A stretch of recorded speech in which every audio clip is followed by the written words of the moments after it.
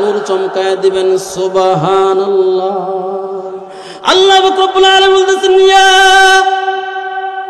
আইয়ুহাল্লাযীনা আমানু ইযা قمتم إلى الصلاة فاغسلوا وجوهكم وأيديكم إلى المرافق وامسحوا برؤوسكم وأرجلكم إلى الكعبين আল্লাহ রাব্বুল আলামিন ওযুর কথা কোরআনে বলেছেন বাজান যে সমস্ত বান্দারা সুন্দর করে ওযু করে এই বান্দা যখন কিয়ামতের ময়দানে উপস্থিত হয়ে যাবে রে বাজান আল্লাহর পয়গম্বরকে বলবে ইয়া রাসূলুল্লাহ ইয়া হাবিবাল্লাহ আপনি আপনার উম্মতদেরকে এক এক করে জান্নাতে নিয়ে যান দুইরা দুইরা জান্নাতে ঢুকায়া দেন সুবহানাল্লাহ। তখন কেমন করে চিনবে যে এই সমস্ত বান্দারা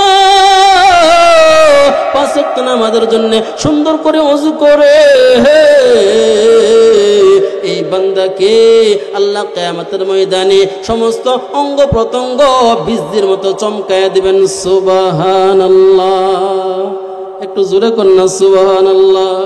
এই জন্য বলতেছিলাম এর বাজার 3 নম্বর পুরস্কার হলো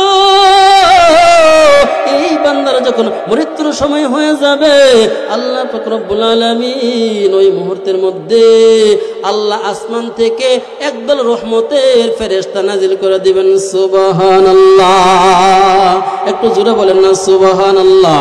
আল্লাহ পাক রব্বুল আলামিন ওই ব্যক্তির মৃত্যুর সময় একদল রহমতের ফেরেশতা নাজিল করে দিবে তার মাথার পাশে বসবে বলবে ওয়ালা তাহিনু ওয়ালা তাহজানু ওয়া আবশিরু বিল জান্নাতিল্লাতী কুনতুম তুআদুন। তোমার ভয় নাই চিন্তা নাই তোমার পেরেশানি নাই তোমার টেনশন নাই তোমার মৃত্যু হয়ে যাবে সঙ্গে সঙ্গে আল্লাহ পাক রব্বুল আলামিন তোমার জন্য জান্নাতটা কবরের মধ্যে জান্নাত বানায় রাখবেন সুবহান।